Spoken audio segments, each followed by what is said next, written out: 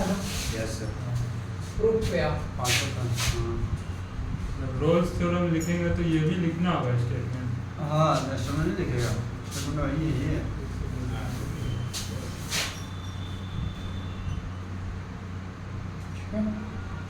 तो प्रूफिंग में क्या करेंगे वो थोड़ा समझो, या इसका ज्योमेट्रिकल मीनिंग थोड़ा सा समझो कि अगर आपके पास ये सपोज कर लो ये एक्स एक्सिस है और ये वाई एक्सिस है, ये ओरिजिन है, फिगर ऐसा है, यहाँ पर जो स्टार्टिंग पॉइंट है वहाँ पर ए है और ये स्टार्टिंग पॉइंट है वो क्या है बी है। यहाँ पर y equal to F X ये कोई फंक्शन है ऐसा, तो जैसे ही आप b डालोगे ये f b देगा और यहाँ पे डालोगे तो वो f देगा, ये y equal to F X function है।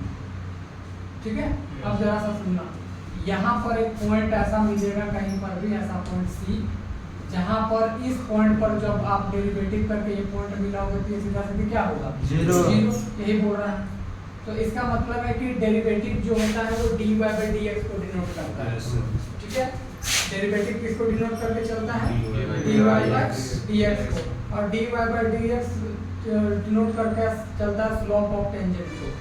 यानी कहने का मतलब ये हुआ कि जब आप यहाँ पर टेंजेंट ड्रॉ करोगे इस तरीके से तो ये जो टेंजेंट है वो एक्स एक्सिस के हमेशा कैसा होगा पैरेलल होगा। समझ में आया? यही क्लोज थ्योरम का पूरा सारांश है, आगे जाके ज्योमेट्रिकल मीनिंग इसी से लिखेंगे। फिलहाल के लिए आप इतना ही फिगर को बना लीजिए।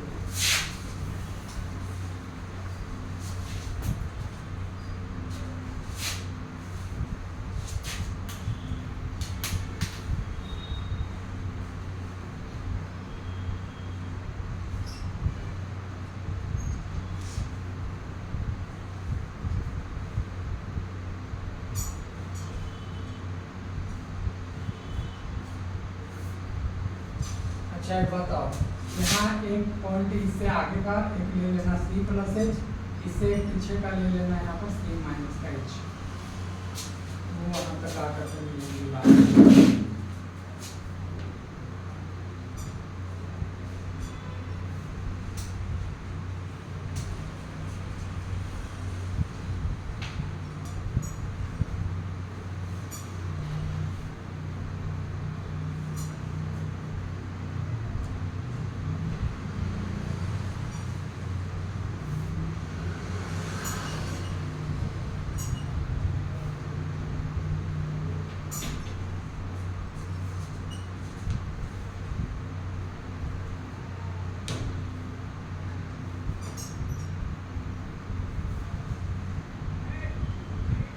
हो गया?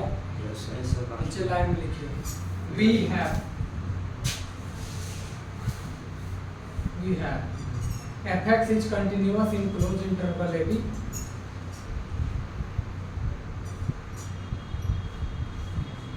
we have fx is continuous in closed interval ab, लिखे ये closed interval ab में, and differentiable on open interval ab,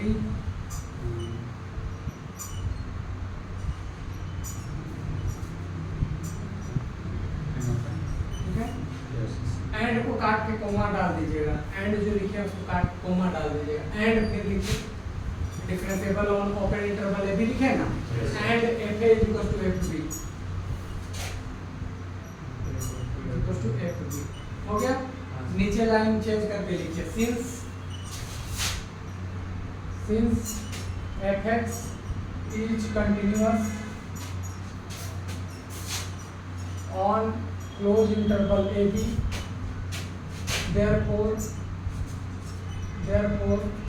fx must be bounded in closed interval ab. Let us consider its supremum and infimum are capital M and small m respectively.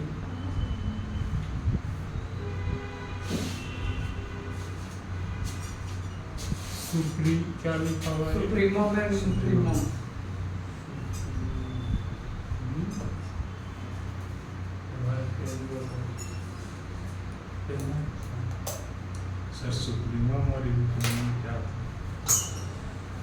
सबसे बड़ा होता है वो supremum है, जो सबसे छोटा है वो इंफीमम। ठीक,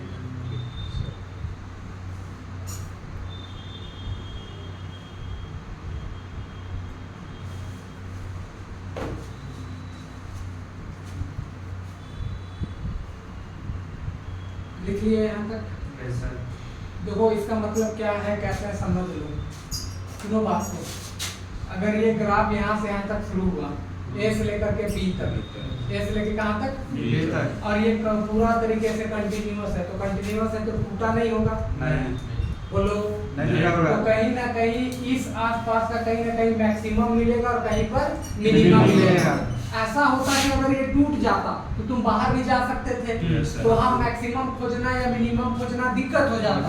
लेकिन ये पूरी तरीके से कंटिन्यूअस है, तो तुम यहाँ से यहाँ तक पूरा चलोगे तो तुमको जहाँ पर ऊंचाई है पता लग जाएगा, जहाँ नीचे है पता लग जाएगा। वही बात यहाँ लिखे है कि एपेक्स अगर कंटिन्यूअस है, therefore F X must be bounded in A B. इसका मतलब है कि उसका सुप्रीमम और इन्फीमम दोनों होगा, यानी अपर वाला भी और लोअर दोनों मिलेगा। समझ गए इतनी बात? लिखो आगे। We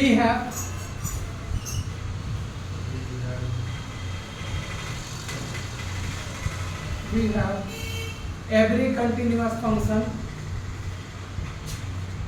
We have every continuous function in closed interval AB. Function लिखे इन क्लोज इंटरवल देकर के भी लिख लो।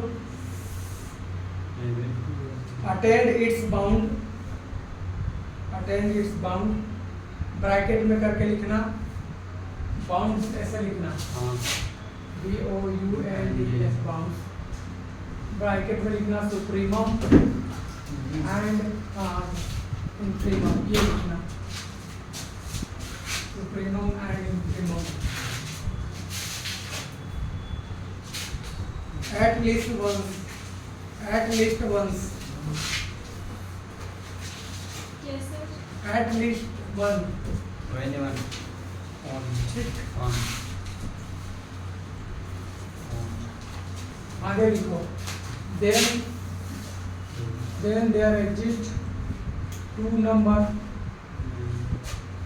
alpha and beta in closed interval AB such that f of alpha is equal to capital M and f of beta is equal to small m। ये लिख लो।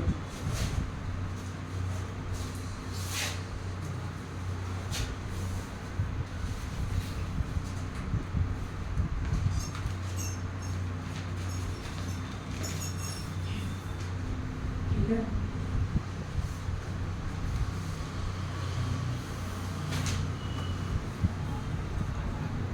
Small है ना, अभी मत लिखो, समझा देंगे बाद में। देखो सुनो बात को, अगर ये बाउंडेड है तो अपर बाउंड भी होगा और लोअर बाउंड भी होगा। किसी एक पॉइंट को पुट करके एक अपर बाउंड मिलेगा और किसी पॉइंट को पुट करके लोअर लोअर बाउंड बाउंड मिलेगा। अब यहाँ से हम केस चलाएंगे। केस चलाने का मतलब क्या होगा कि हम पहला केस जो चलाएंगे वो ये रहेगा, केस नंबर 1। केस नंबर 1 में हम ये मान के चलेंगे कि स्मॉल m कैपिटल M के बराबर है, यानी लोअर बाउंड और अपर बाउंड दोनों का दोनों इक्वल है। तो इससे क्या होगा कि लोअर बाउंड और अपर बाउंड दोनों इक्वल है, इसका मतलब वहां पर पूरा फ्लैट है, फ्लैट तबे तो वही लोअर होगा और वही अपर होगा। क्योंकि अगर गड्ढा डिब्बा अगर ऐसे रहेगा तो लोअर नीचे आ जाएगा, ये अपर हो जाएगा। लेकिन अगर हम कह रहे हैं कि दोनों बराबर है, इसका मतलब है प्लेन है पूरा। समझ रहे हो? अब प्लेन रहेगा तो ऑलरेडी है कि एक टेंजेंट मिल जाएगा जो एक्स एक्सिस के पैरेलल होगा। समझ गए? तो केस नंबर 1 लिखो पहला।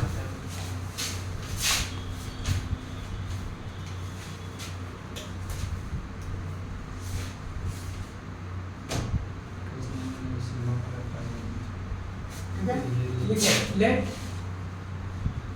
let small m is equal to capital M equal to capital M लिख लीजिए। अब इसका मतलब ध्यान सुनो, इसका मतलब क्या हुआ कि यहाँ पर जो आप एफ ए ले रहे हैं, यहाँ से समझ लो F alpha is equal to क्या हो जाएगा, हाँ बोलो कोई दिक्कत वाली बात नहीं सर। अब पूरा प्लेन ही फ्लैट है तो ये सीधा सीधी एफ बी के बराबर भी हो जाएगा हाँ और यही सीधा सीधी एफ ए के बराबर बराबर हो हो जाएगा। जाएगा। क्योंकि अगर ये ग्राफ पूरी तरीके से फ्लैट हो गया तो ये अल्फा बीटा सब क्या हो जाएगा, इक्वल हो जाएगा। इक्वल हो जाएगा। Therefore, therefore, sir F A और एफ बी कैसे हो, मतलब वो तो एंड पॉइंट है ना दोनों का, हाँ तो वो इक्वल कैसे हो जाएगा, मतलब हाँ, उसका ये वैल्यू तो अलग होगा ना।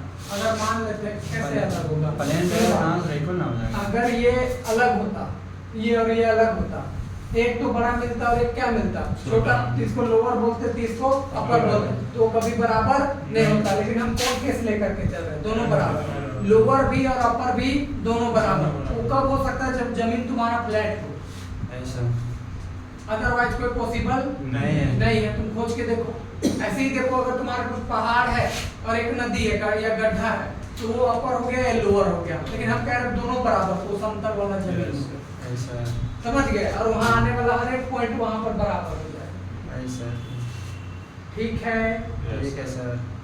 वाई मतलब मेरा बोलने का था कि जैसे एफ ए पे जो ए लिए है ना वो तो अलग होगा ना, और एफ बी काहे पे अलग? भी वो भी समझ आया। ऊंचाई की बात हो रहा है। ठीक है सर। अरे जमीन ही सुनो ना, पहले जमीन ही पूरा फ्लैट हो गया, इसी को धर के पकड़ के खींच दिए, स्ट्रेट आ गया, तो सब तो एक ही लाइन में ना आया। बराबर ना हो गया। हाँ ये जेंटलमैन ज्यादा ये क्वेश्चन बेंच था का एक होना देखो और एक होना ऊपर नहीं देखो। मान रहे थे तुम इसी को अपर बाउंड मान लिए, हाँ। इसी को लोअर बाउंड मान लिए, यानी सुप्रीमम ये इंफीमम ये बड़ा होता और ये क्या होता, छोटा होता। यही दोनों बराबर हो गया, इसका मतलब फ्लैट पर इक्वल आ हो गया। गया। ऐसे तो समझ सकते हो। ये जेंटलमैन ज्यादा क्वेश्चन क्योंकि अल्फा बीटा तो इसके बीच का भी हो सकता है, ये भी हो सकता है और ये भी हो सकता है, बोलो ना। क्योंकि देखो अल्फा बीटा हम लोग लिए हैं क्लोज इंटरवल ए बी से, ए का भी हो सकता है, बी का भी हो सकता है और उसके बीच का कुछ भी हो सकता है। ठीक है, तो in this case therefore there exists C belongs to open interval AB such that f dash या फिर therefore अब बताओ पूरी तरीके से फ्लैट है, therefore उन सब का डेरिवेटिव करोगे तो कितना आ जाएगा, 0 for all x belongs to open interval क्या AB। समझ गए? सर। तुम लोग पढ़ के नहीं आया, कोई भी अगर पैरेलल लाइन होता है एक्स एक्सिस का, हाँ। मान लेते हैं अगर कोई भी कर्व है जो कि एक्स एक्सिस का क्या है पैरेलल है, तो इन सब का डेरिवेटिव जो होता है वो हमेशा कैसा होता है, जीरो। यानी ये समझ लो कि dy/dx क्या होता था, जीरो। याद करो formula, slope of the tangent is parallel to the X axis, then dy/dx is equal to 0। समझते हैं? Yes sir. वहीं से ये फार्मूला लिखें कि f डैश x की वैल्यू क्या हो गई, 0। तो इसका मतलब in particular case let x is equal to क्या मान लिए, c belongs to open interval क्या ले लिए, ab, कोई एक पार्टिकुलर पॉइंट ले लिए। ये तो सबके लिए वैलिड है, हम एक पॉइंट को ही दिखाना है, रोज में तो एक ही पॉइंट चाहिए हमको, वहाँ सबका दे रहा है, हमको एक पॉइंट ही मिल गया काफी है। तो इसका मतलब है कि f dash c is equal to क्या हो जाएगा, 0। और c कहाँ बिलोंग कर रहा है, ओपन इंटरवल ab में, तो which is true for Rolle's theorem. ठीक है इतनी बात। अब इसका केस नंबर 2 लेंगे जब m बड़ा हो जाएगा स्मॉल m से। ठीक, ये केस नंबर 1 था जहाँ पर ये वैलिड हो गया। यहाँ तक छापो, केस नंबर 2 डिस्कस करते हैं।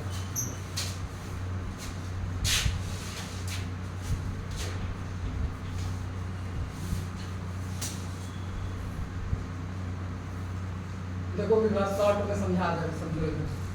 रोल्स थ्योरम ये कहता है कि अगर कोई फंक्शन क्लोज इंटरवल में कंटीन्यूअस है, ओपन में डिफरेंशिएबल है और a पुट करोगे और b पुट करोगे दोनों इक्वल हो जाएगा, तो इस क्लोज इंटरवल के बीच में या इस ओपन इंटरवल के बीच में एक ऐसा नंबर होगा जब इस फंक्शन का डेरिवेटिव करके पुट करोगे तो वैल्यू क्या आएगा, 0 आएगा। यही है रोल्स थ्योरम। उसी का प्रूव करने के लिए हम एक फिगर बना लिए, ये कर्व है, यहाँ का पॉइंट A डालने पर यहाँ पर कोई पॉइंट है सी, ए और बी के बीच का कोई एक पॉइंट मिलेगा, जहाँ पर डेरिवेटिव करके डालोगे तो क्या मिलेगा?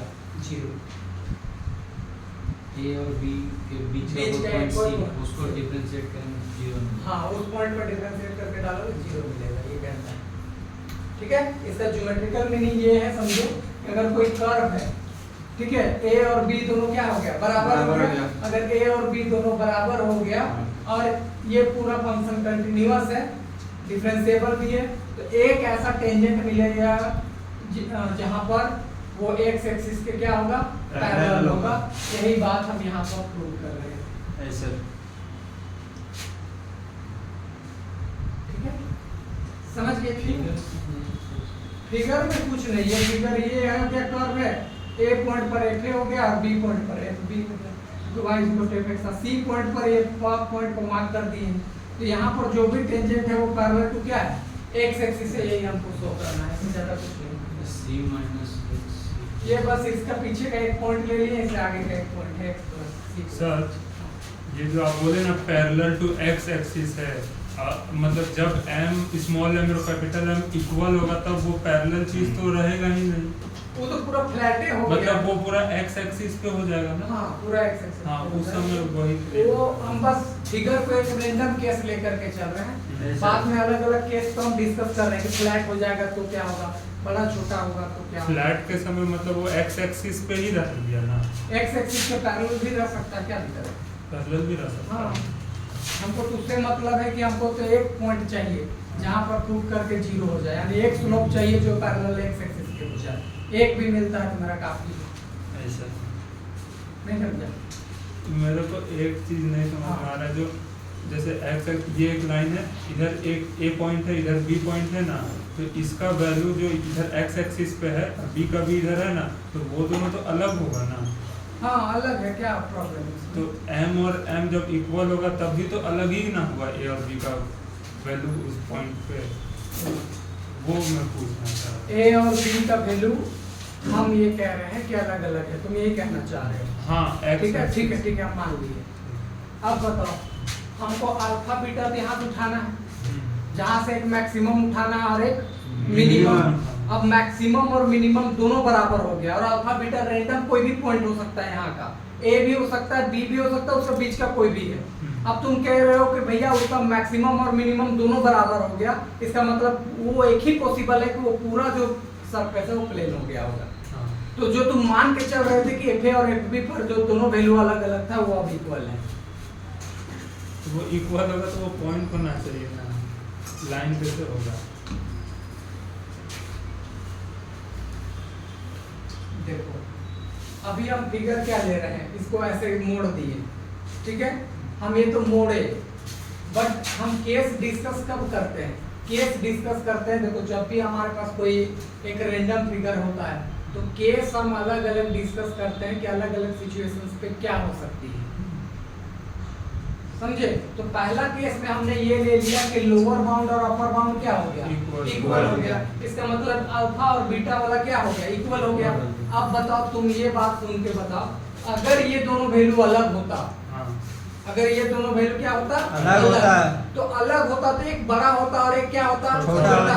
तो बड़ा होता तो उसको मैक्सिमम बोलते हैं और इसको मिनिमम। मिनिमम। जबकि तुम कह रहे हो कि बड़ा और छोटा बराबर है, हाँ। तो फिर एफ ए और एफ बी बराबर कैसे नहीं होगा?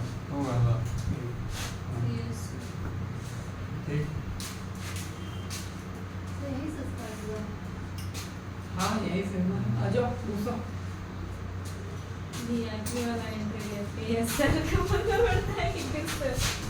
नेक्स्ट लिखो केस नंबर 2।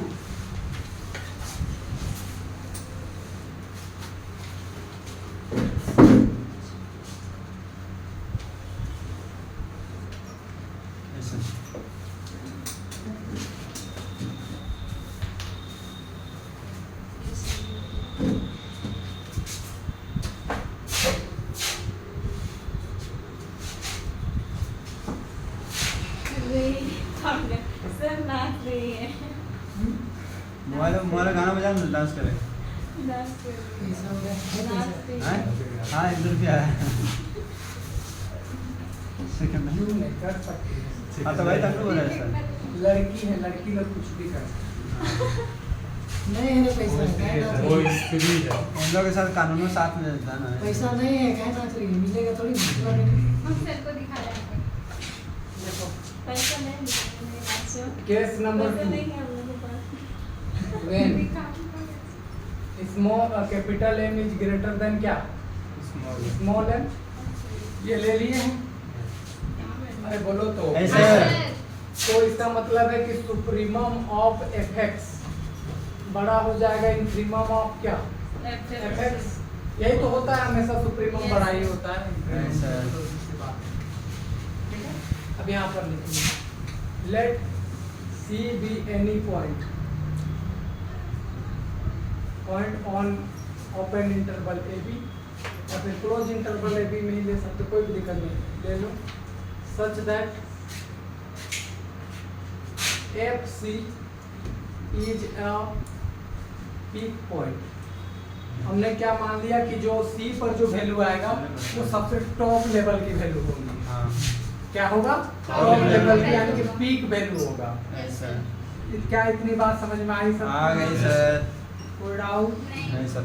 ना और जरा सा सुनना सुनो अगर ये पीक वैल्यू है ऐसा। सबसे टॉप लेवल की वैल्यू है तो इसे जस्ट एक पीछे का वैल्यू लेंगे मान लेते हैं देखो एफ सी माइनस एच ले लिए ठीक तो वो भी तो इस पीक वाले वैल्यू से छोटा होगा होगा।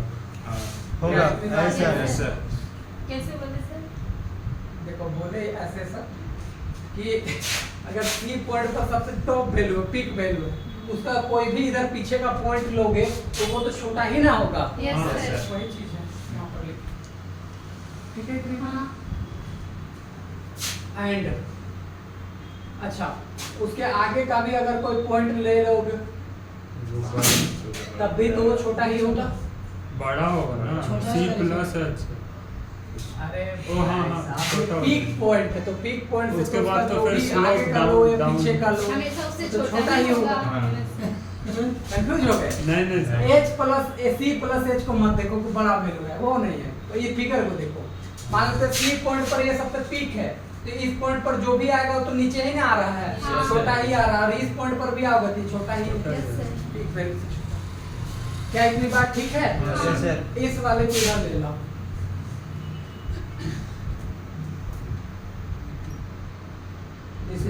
ठीक है अब यहाँ इसको भी इधर ले लो माइनस ठीक है इसको माइनस एच से मल्टीप्लाई करते हैं तो माइनस एच से जब मल्टीप्लाई करोगे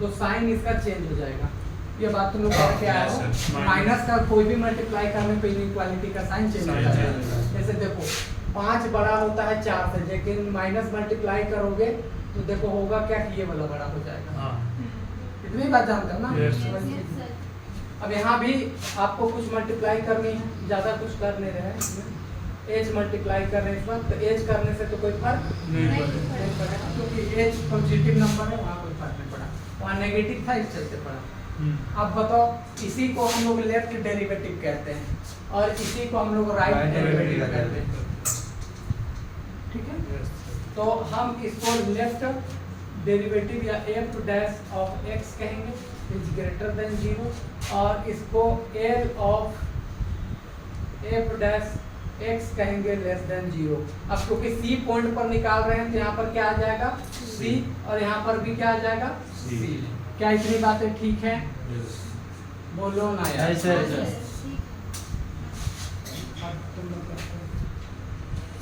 अब जरा सा सुनो।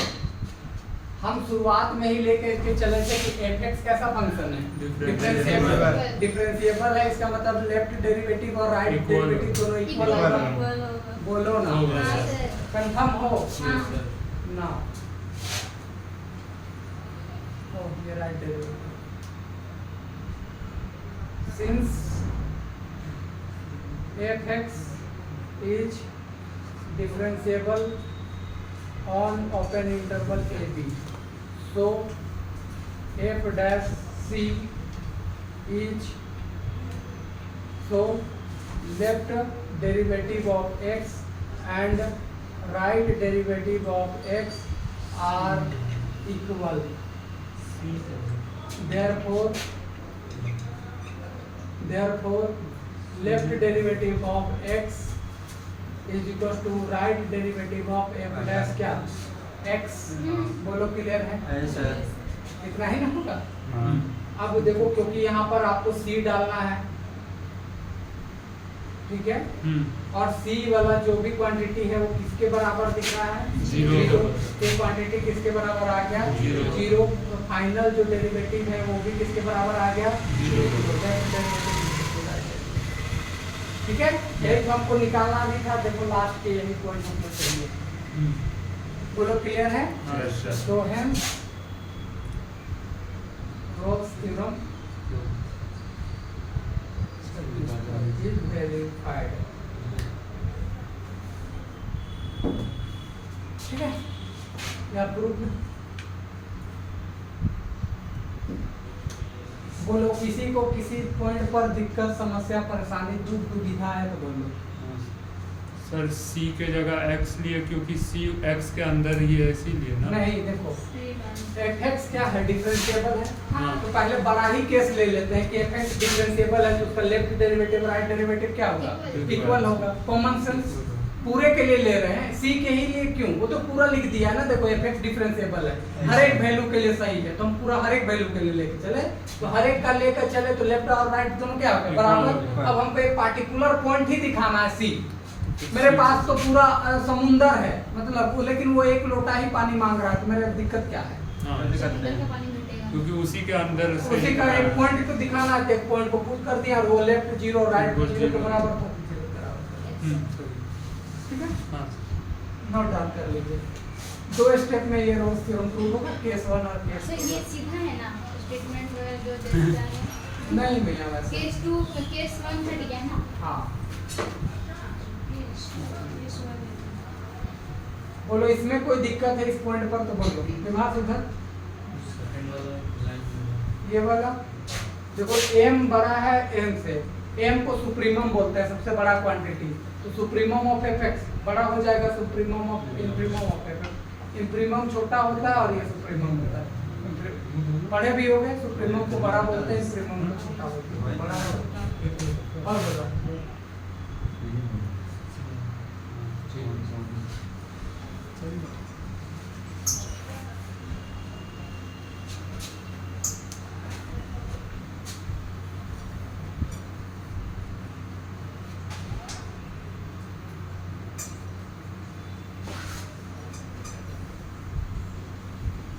और जी फी को पेमेंट कर रहा है तुम? आज कर देंगे हमसे।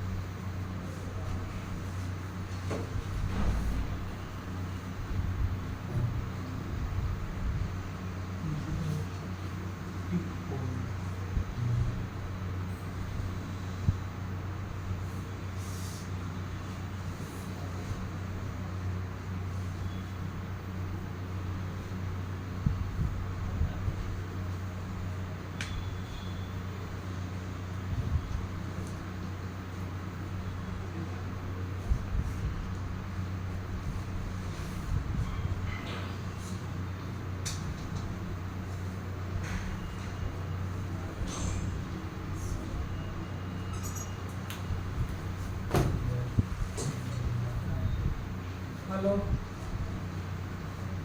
हाँ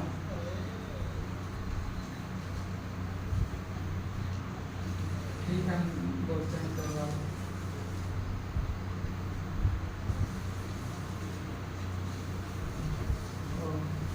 तो यार वो दुकान वाला तो खाली नहीं किया है अभी तक, बात करना होगा ना कैसे करेगा तो।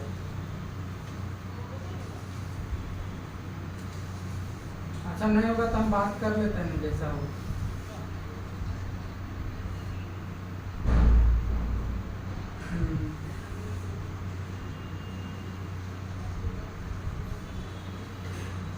अच्छा ठीक है, हम बोलते हैं।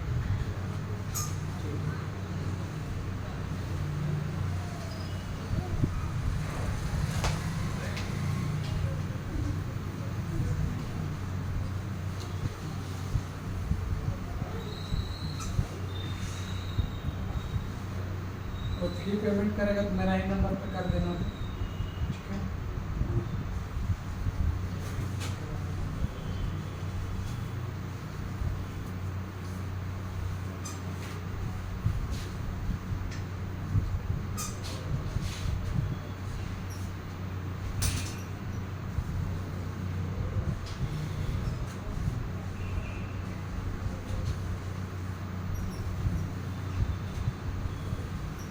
हाँ, प्रणाम कर रहे हैं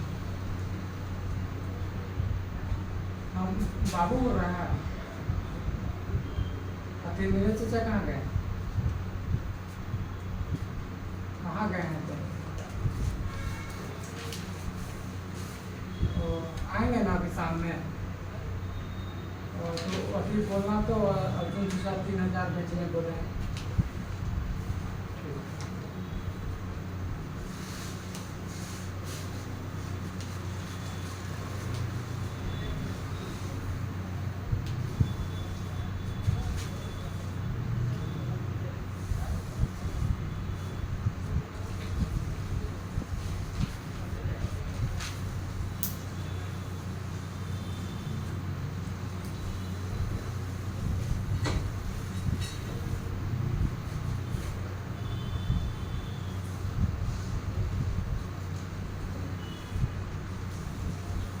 हो गया सर।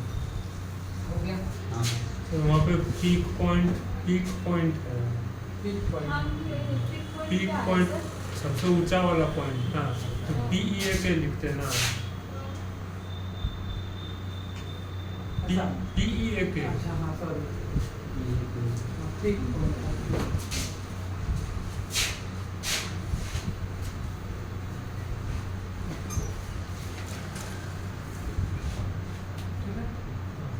Any doubt? आगे लिखो geometrical meaning of Ross theorem. Geometrical meaning of Ross theorem. ये खत्म हो गया। दूसरा टॉपिक। दूसरा टॉपिक।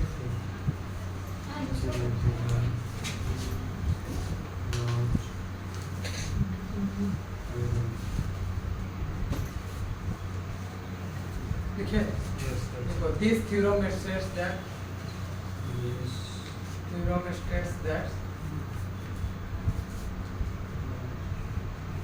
क्या बोले इसका geometrical meaning of Ross theorem.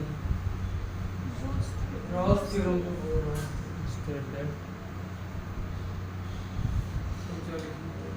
Ross theorem लिखो, लिखो दिस थ्योरम states that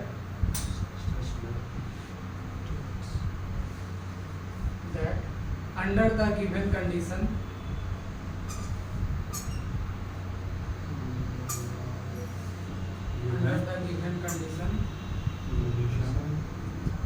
लिखा there exist